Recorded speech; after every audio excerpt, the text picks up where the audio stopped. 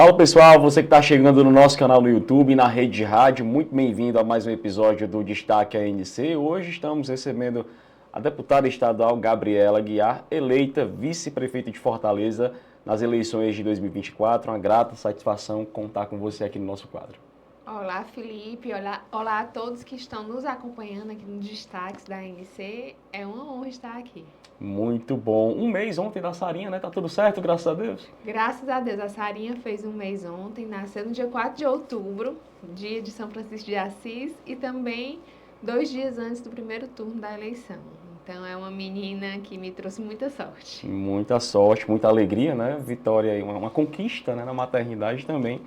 Na política. Por falar em política, a gente vai falar sobre outros assuntos aqui também, mas começar a falar sobre o resultado da eleição. Já é histórico a sua participação na política aqui de Fortaleza. Há 20 anos nós não tínhamos uma vice-prefeita. E você é a segunda do cenário aqui da nossa cidade. A cidade agora está bem dividida, mas agora é o momento de pensar na gestão. Como é que o grupo está visualizando esse momento? Foi uma eleição bem acirrada, para de fato agora olhar para a campanha que passou e pensar no futuro da cidade. Como é que vocês entendem esse recado das urnas? A gente precisa, nesse momento, trabalhar a união, a serenidade e, sobretudo, o que o povo de Fortaleza espera é que a gente tenha maturidade para conversar com os vereadores que foram eleitos, sejam eles do nosso grupo político ou não.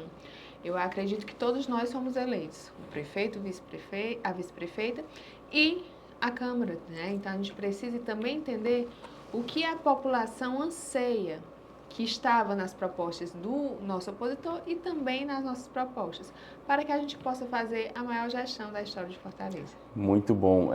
Na finalização do primeiro turno, para começar a campanha do segundo, Evandro Leitão contou com vários apoios de várias lideranças, mas eu queria, e isso foi fundamental, mas eu queria perguntar para a senhora a questão da participação da mulher na campanha, do apoio da figura feminina, a candidatura de Evandro Leitão, foi determinante? Eu tenho certeza disso. Eu até já concedi algumas entrevistas e falei que foram as mulheres de Fortaleza que garantiram ao Evandro Leitão e a mim a possibilidade de governar essa cidade de uma maneira inclusiva, de uma maneira em que haja respeito às mulheres e que todos e todas sejam participantes das políticas públicas. Nós, como a gente falou na introdução da entrevista, a senhora é a segunda vice-prefeita de Fortaleza. É histórico, é muito histórico a questão da representatividade.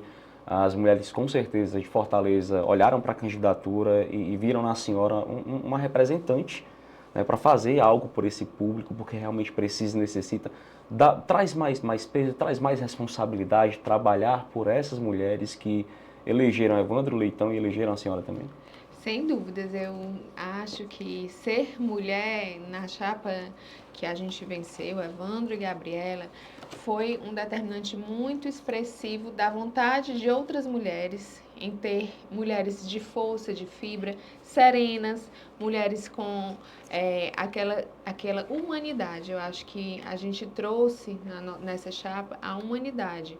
E eu sempre digo que é trazer o papel de vice não só como aquela pessoa que substitui o prefeito quando ele estiver ausente, mas o papel da pessoa que é a ponte entre a população e a gestão, a pessoa que é capaz de escutar a demanda das pessoas com humildade, com empatia e com humanidade. E isso faz com que a gente tenha muita responsabilidade. Porque você está sempre perto das pessoas durante os 4 anos, escutando as demandas, trazendo para a gestão e fazendo com que a gente tenha o diagnóstico e proponha o tratamento correto para a cidade de Fortaleza, é uma responsabilidade enorme. Mas eu quero dizer também que representatividade importa. Então, é importante que eu assuma esse papel com muita garra, com muita determinação, porque é isso que as mulheres esperam de mim. Muito bom. Inclusive, nós entrevistávamos Evandro Leitão e aí a gente questionou sobre o critério para escolher a vice. Ele deixou bem claro, não é a vice só por ser mulher, também pela representatividade, mas porque ele viu na figura da senhora alguém que poderia cuidar principalmente de uma área que está precisando melhorar muito em Fortaleza, que é a questão da saúde. Como é que você visualiza a sua participação a partir de janeiro do ano que vem? O Evandro me conheceu trabalhando na Assembleia. Então, eu fui eleita deputada estadual em 2022. Já com uma longa história na saúde, né? Sou médica geriatra, tenho 11 anos de formado, conheço bem o SUS, tanto aqui em Fortaleza como fora do estado e fora do país. Também tive outras experiências com sistemas únicos de saúde que funcionam de maneira diversa. E dentro da Assembleia, no trabalho, eu tive a missão de presidir a Escola Superior do Parlamento Cearense. Consegui começar com 2 escolas e chegar a 146 dos 184 municípios, todos visitados, trazendo educação legislativa para as câmaras municipais. O Evandro pôde observar isso durante o nosso trabalho em conjunto, porque eu presidi a Unipar enquanto ele era o presidente da Assembleia. A gente pôde ver que tem mesmo um trabalho baseado em resultados. Para além disso, o número de projetos que eu apresentei foram mais de 200 projetos, entre projetos de indicação, projetos de lei, com muitos aprovados. Eu tive a felicidade, nesses 2 anos, de ser a deputada que mais apresentou projeto e que também mais aprovou. E muitos deles sempre voltados para as pessoas mais vulneráveis, idosos, crianças, pessoas com deficiência, mulheres vítimas de violência e pessoas em situação de rua. Também muitos projetos voltados para a geração de emprego e renda, os arranjos produtivos locais. O Evandro teve a oportunidade de observar esse trabalho. Então, quando ele me convidou para compor a chapa como vice dele, ele foi muito claro. Quero você atuante não somente na campanha, mas eu quero usar a sua qualificação técnica e a sua qualificação humana para contribuir com toda a gestão durante os 4 anos. Então, eu fiquei muito satisfeita porque era isso que eu esperava dele. E aí, há uma expectativa, sobretudo quando a gente olha para o governo do Estado. Nós temos a vice-governadora Jade Romero, que ao mesmo tempo é secretária das Mulheres. Pelo seu rol de qualificação, nós podemos talvez esperar Gabriela Aguiar na Secretaria de Saúde também?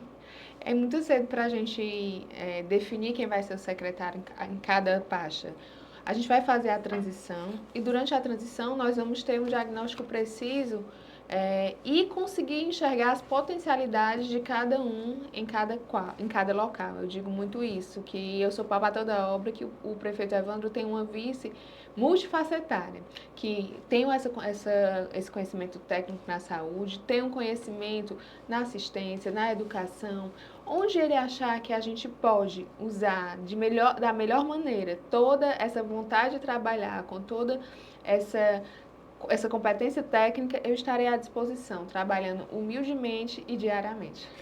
Ainda sobre essa questão do cuidado à população de Fortaleza, alguns estudos apontam que daqui a uns 23 anos nós teremos mais idosos do que jovens.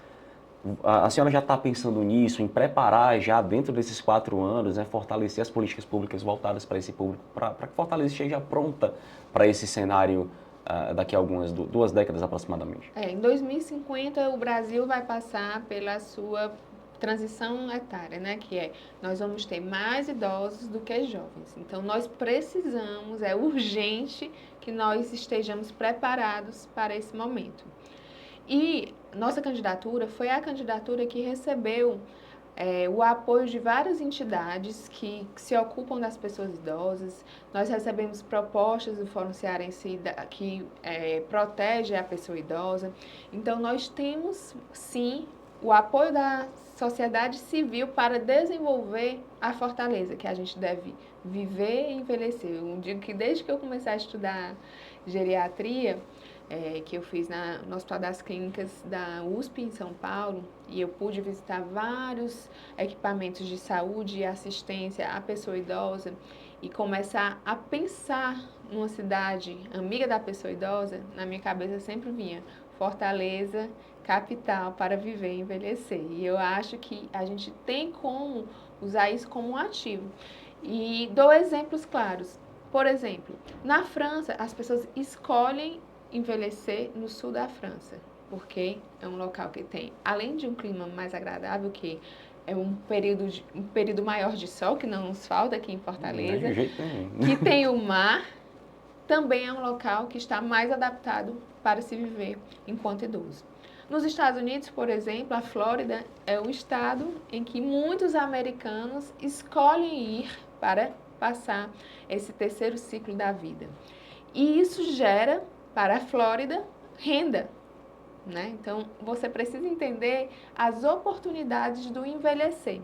Eu percebo bem que quando a maioria das pessoas falam do envelhecimento, sempre falam com um ar de custo ou com um pesar. Eu enxergo de uma maneira completamente diferente. Eu enxergo como uma oportunidade de acolher as nossas pessoas idosas, acolher os vulneráveis e tornar uma cidade para viver. E, além disso, é possível trazer renda para o nosso estado. Algo que foi proposto no seu trabalho da Assembleia que possa ser adaptado às realidades de Fortaleza? Nós temos a felicidade de ter aprovado, foi o meu primeiro projeto de lei que foi aprovado, foi o Outubro Prateado, que traz para o estado do Ceará as medidas de prevenção e de estímulo ao envelhecimento saudável, para que a gente tenha esse terceiro ciclo da vida de maneira saudável, de que é a coroação da vida das pessoas. Então, a gente precisa estar bem de saúde, a gente precisa ter o aparato social adequado, a gente precisa ter essa inclusão entre as gerações. E o Outubro Prateado, ele trouxe uma série de medidas que precisam ser feitas no estado do Ceará para que isso aconteça. Existem outros, mas esse eu acho muito simbólico, porque ele traz justamente a alegria do envelhecer bem. Muito bom. Voltando, antes da gente falar mais sobre saúde, isso acaba sendo, toca na área da saúde também. Durante a campanha, Evandro falou muito sobre a necessidade de cuidar das pessoas. Era muito essa palavra que ele usava. E nós temos também um público vulnerável, são as pessoas em situação de rua aqui de Fortaleza. De acordo com dados do governo federal, passa de 8 mil. Existe algo pensado também para amparar essa população? Sim, a gente tem mais de 140 mil famílias com situação de moradia indigna, né? Então, assim, fora os moradores de rua em si, existem muitas pessoas que vivem em aglomerados urbanos que não são dignos para a vida humana. Então, a gente precisa fortalecer, junto ao governo federal, Minha Casa Minha Vida, políticas de habitação adequada para que a gente traga dignidade para essas pessoas. A gente sabe que é um processo que envolve várias secretarias, eu digo que também envolve a necessidade do alinhamento com o governo do estado e o governo federal, e que a gente vai demorar algum tempo até sanar esse problema. Mas a gente precisa garantir moradia digna para essas pessoas. É inaceitável. E, sobretudo, porque sempre que nos perguntavam o que é mais importante combater em Fortaleza, é a desigualdade social. E o combate à desigualdade social não pode ser utópico. Ele tem que ser muito pragmático. Então, garantir moradia para as pessoas é algo que a gente precisa lutar diariamente. Além disso, o Evandro sempre fala do tripé do combate à desigualdade, que é a gente garantir geração de emprego e renda. Então, não é só garantir a moradia, a gente também precisa garantir uma porta de saída para a emancipação humana. A gente precisa garantir educação de qualidade, e aí, do ponto de vista prático, creches, escolas em tempo integral, abrir as escolas no final de semana, trazer as famílias para perto da escola e garantir o acesso à saúde. Então, esse aí é um tripé básico. E quando a gente fala acesso à saúde, não é só a saúde física, mas também a saúde mental. Exato. Vamos falar de saúde mental também, né? Muito se fala também a respeito do adoecimento mental das pessoas e a necessidade de trabalhar na questão da prevenção. Algo pensado para isso também? Também, depois da pandemia, cerca de 30 a 40% das pessoas padecem de alguma patologia mental. Então, o primeiro ponto é tirar qualquer estigma em relação a isso. É uma doença como outra qualquer que tem tratamento, só precisa ser disponibilizado.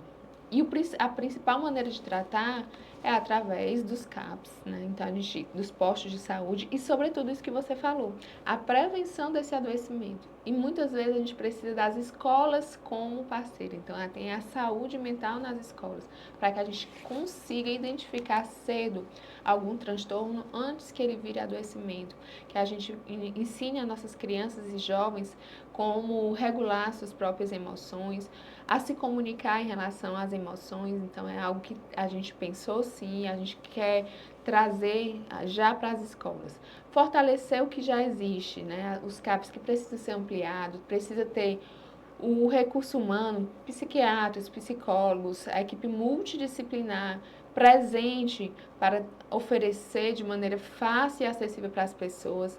Também existe a possibilidade de trazer especialistas para os postos de saúde, pelo menos uma vez por semana, trazendo uma proximidade mesmo desses profissionais para as pessoas. Então, assim, cuidar de saúde mental cuidar de maneira sistêmica. Eu tenho dito sempre que saúde não é apenas a ausência de doença, é o verdadeiro estado de bem-estar físico, psíquico, emocional, espiritual e social.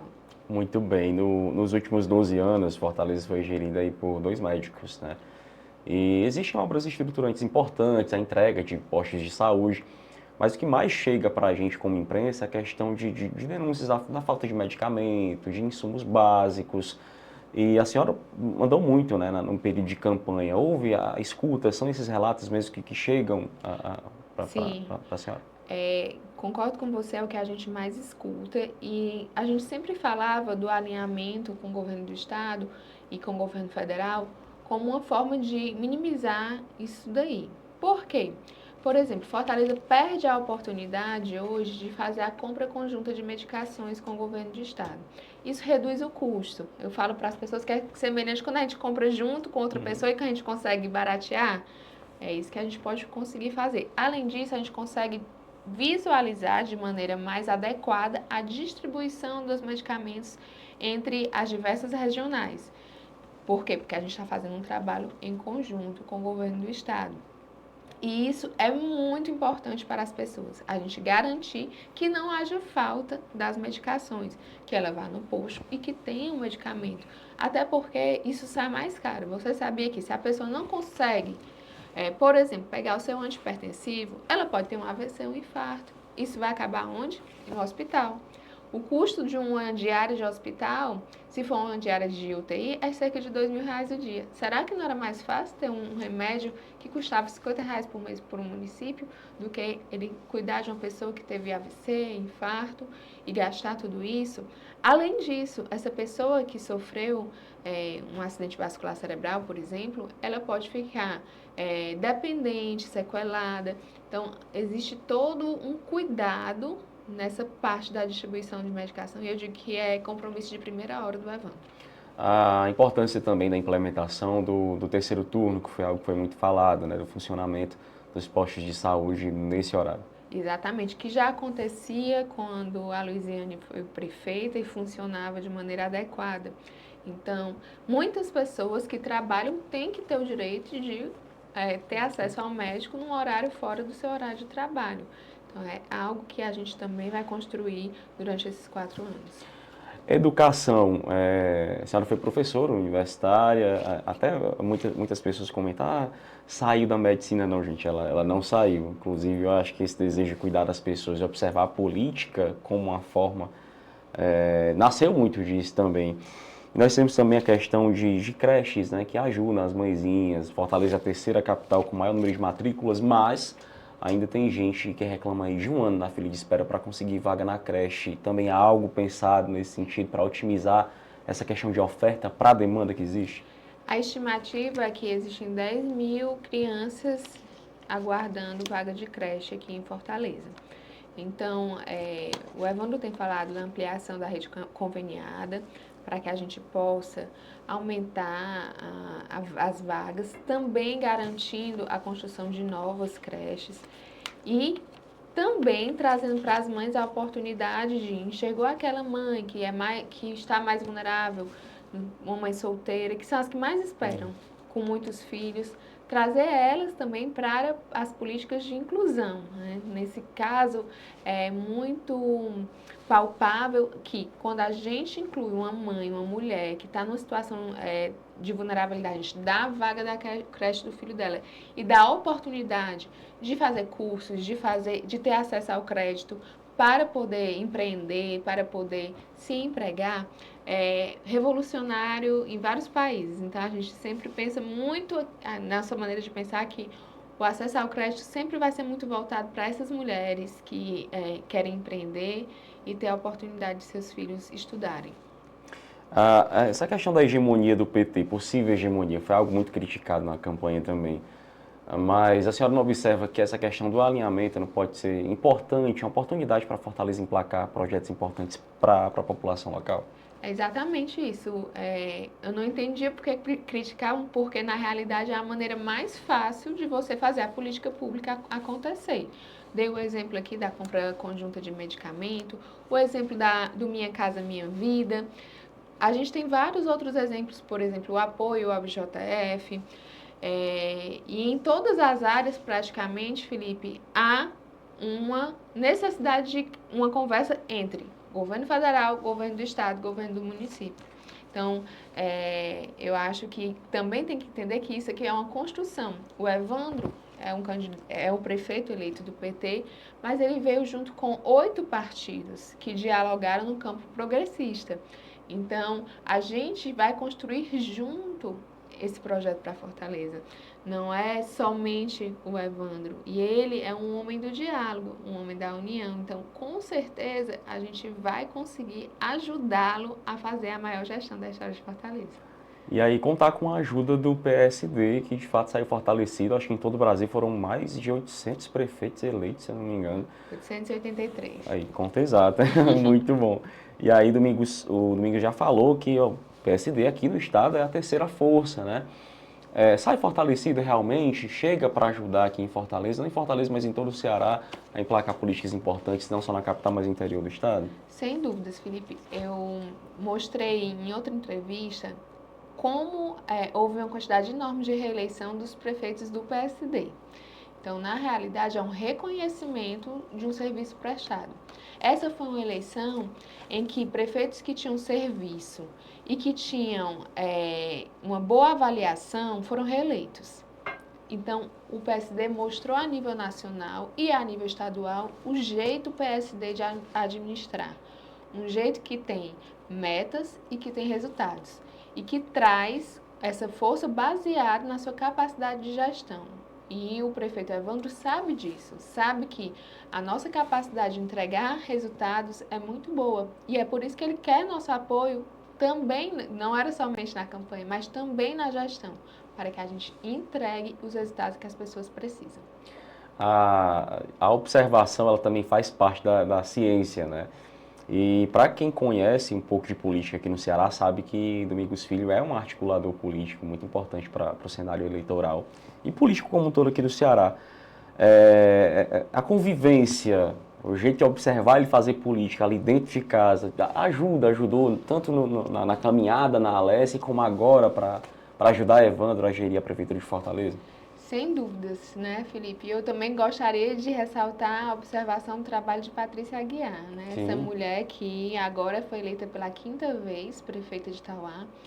Foi considerada a melhor prefeita do Ceará, premiada por 2 vezes consecutivas, que tem uma gestão muito bem avaliada. E eu gosto de falar de mulheres porque é muito importante a representatividade. E eu tive a sorte de ter um casal com meu pai e minha mãe me inspirando, né? Eu digo sempre que um complementa o outro, o que falta em um tem no outro e eu posso observar os dois. E discutir política pública na minha casa acontece no café da manhã, no almoço e no jantar. Então, eu digo que foi uma faculdade extracurricular, quase, né? E a gente traz essa paixão porque a gente vê os resultados. Então, eu acho que isso foi muito visto, analisado e observado por Evandro, que é um homem inteligente, sensato e que sabia que precisava, ele sabe que precisa fazer aqui em Fortaleza um choque de gestão. A senhora falou a respeito do trabalho de Patrícia Aguiar feito lá em Itauá. E aqui a gente, às vezes, precisa de um carro por aplicativo e vai conversando, o jornalista vai puxando conversa. E aí nós encontramos uma moradora de Itauá. E aí a gente começa a conversar e diz, rapaz, ó, Itauá tá ajeitada demais. Eu faço questão, trabalho em Fortaleza, faço questão de deixar meu título lá, porque é uma forma de eu reconhecer o que a família Aguiar tem feito por aquele município, todos em Inhamuns também, né? Tem um trabalho muito bacana feito na região. Como é para vocês receber esse reconhecimento da população, para além do voto, né? Um reconhecimento mesmo de depoimento? O reconhecimento ele acontece no dia a dia. Quando eu me candidatei a deputada, muitas vezes eu me emocionava nesse reconhecimento. As pessoas me abraçavam e diziam muitas vezes assim, quem sai ao seu não degenera, né? E aquela vontade de deixar um legado sempre foi muito presente em Domingos Filho e Patrícia. Sabemos que poder passará, mas o que você deixa de legado é o que vai orgulhar o teu filho, o teu neto, a tua família, de saber que você vem de você tem no seu sangue pessoas que gostaram de fazer e prestar serviço por outras pessoas, pessoas que se preocupam com o verdadeiro estado de bem-estar social. Então, é muito gratificante para mim. E quando eu encontro com alguém que diz assim, eu estive em tal, já tem uns 10 anos, eu disse, você precisa ir novamente, porque já é uma outra cidade. E, nossa, eu não posso nem falar muito, Felipe, senão me emociono. Eu tô doido para ir para lá, para o Vestibelo. Está convidado. Muito bom o convite, aceito. Falando sobre contribuição, a gente está quase no finalzinho da nossa entrevista. A senhora foi deputada de primeira viagem, mas aí passou 2 anos, menos de 2 anos aí na Alesse. O legado que a senhora deixa lá, a importância da Assembleia, daquela casa legislativa na sua caminhada, emplacando projetos importantes, aprendendo, evoluindo, crescendo, para agora assumir esse desafio de ser vice-prefeita de Fortaleza. Para quem tem humildade, aquela casa legislativa é uma escola. E eu tive a humildade de aprender todos os detalhes dessa máquina que é a gestão, né? Seja do ponto de vista de conhecer como funciona o governo do Estado, conhecer como funciona a gestão da própria Alesse, conhecer como acontece o diálogo político, como se faz a construção junto com as pessoas de políticas públicas. Eu fico feliz de ter deixado o legado, de ter construído muitas escolas do Legislativo no estado do Ceará, ajudado no projeto, na construção, no convênio com a Unipasse, e fico muito feliz de ter deixado alguns projetos que antes não eram tocados na Assembleia. Então, de ter sido a deputada que levantou sim a bandeira pelas pessoas idosas, que levantou sim a bandeira da inclusão das pessoas com deficiência, a bandeira da saúde mental e também a bandeira da educação ali dentro daquela casa legislativa. Eu digo que eu tenho um carinho enorme por todos os servidores e aqui eu tenho que dar gratidão porque, como eu disse, é uma escola porque tem servidores, pessoas que estão lá há muito tempo e que sabem que há uma rotatividade dos deputados, mas que estão sempre dispostas a acolher e a ensinar quem tem humildade. A senhora veio aqui como candidata a deputada estadual, veio como deputada para fazer um balanço do mandato e espero a senhora no próximo ano para fazer aí o balanço das suas primeiros meses de atuação como vice-prefeito de Fortaleza. A gente torce para que seja uma gestão que de fato faça a diferença na nossa cidade, porque como muitos especialistas falam, a nossa cidade ela depende muito da política. Quando você acerta a mão, a cidade vai bem, quando você erra, não vai tão legal assim. Eu tenho certeza que será um trabalho muito bem feito.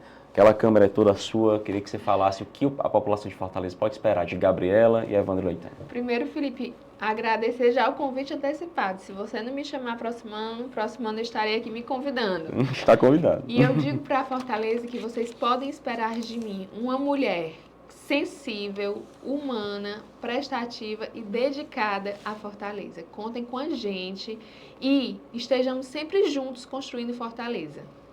E assim nós encerramos mais um episódio do Destaque ANC. Muito obrigado pela sua companhia. Se acontece no Ceará, vira notícia aqui. Tchau, tchau e até mais.